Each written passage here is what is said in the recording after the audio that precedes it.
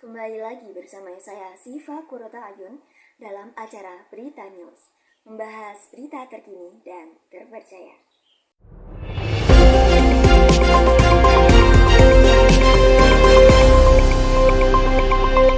Audio Jungle. Unggahan kritikan Bima Yudho berujung ke jalur hukum. Direktur Jenderal Hak Asasi Manusia Kementerian Hukum dan HAM Dahana Putra menyayangkan langkah Gubernur Provinsi Lampung, Arina Junaidi, yang memilih jalur hukum dalam merespon sikap Bima Yudho Saputro di media sosial.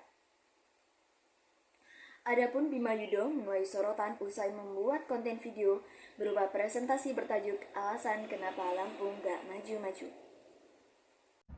Oke, di video kali ini gua mau presentasi tentang alasan kenapa Lampung ini kagak maju-maju. Buat yang baru melihat video ini di FYP kalian, kenalin nama gue Bima.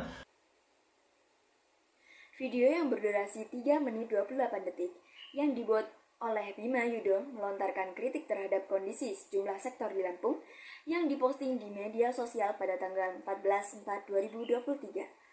Menurut Dahana, konten yang disebarkan Bima Yudho Saputro terkait kondisi infrastruktur di Lampung masih dapat dikategorikan sebagai bentuk kritik beberapa sektor yang dikritik, yakni diantaranya infrastruktur di Lampung banyak yang rusak, sedangkan proyek kota baru disebut mangkrak sejak lama, dan pendidikan di Lampung tidak merata hingga ketergantungan akan pertanian. Dahana menjelaskan, Undang-Undang Dasar Negara Republik Indonesia telah mengatur kebebasan berpendapat dan berekspresi yang termasuk pada pasal 28E ayat 3, yakni bahwa setiap warga negara berhak untuk bebas mengeluarkan pendapat maupun kritikan. Kebebasan ini merupakan bagian dari hak asasi manusia. Dan mengingat pentingnya kebebasan berpendapat dan berekspresi di dalam peraturan perundang-undangan kita, kami harap Pak Gubernur Lampung dapat mempertimbangkan kembali langkah hukum yang telah diambil dalam menyikapi Mas Bima, kata Dahana.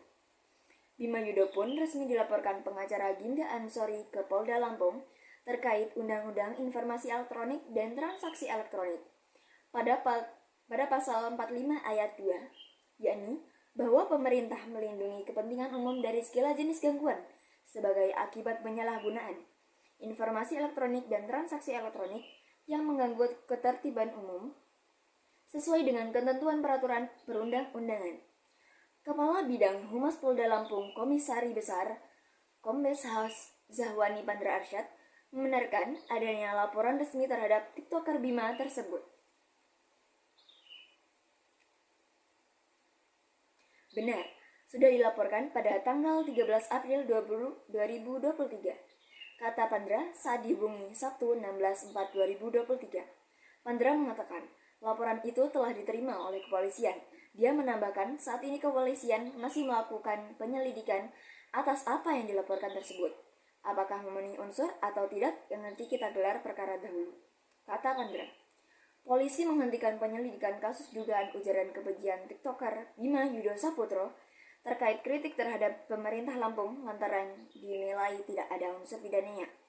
Kabid Humas Polda Lampung Zahwani Pandra Arsyad mengatakan, keputusan tersebut diambil usai penyidik melakukan gelar perkara dan meminta keterangan di sejumlah saksi ahli.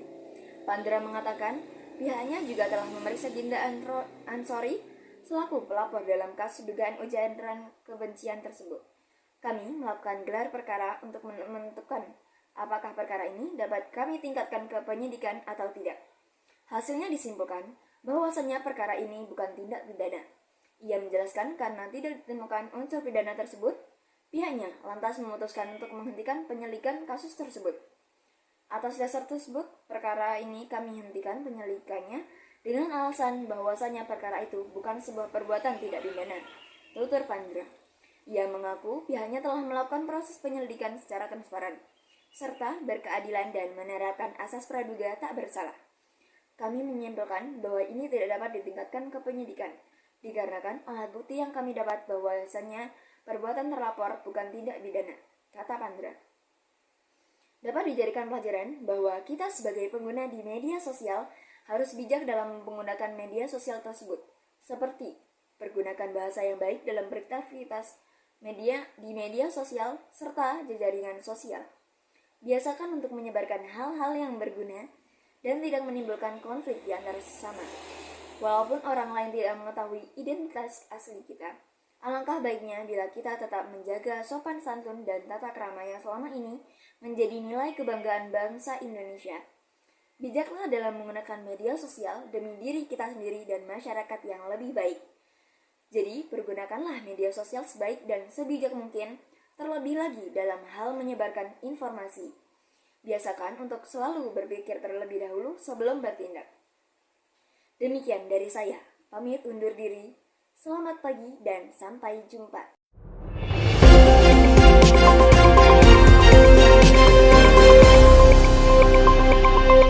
Audio Jungle.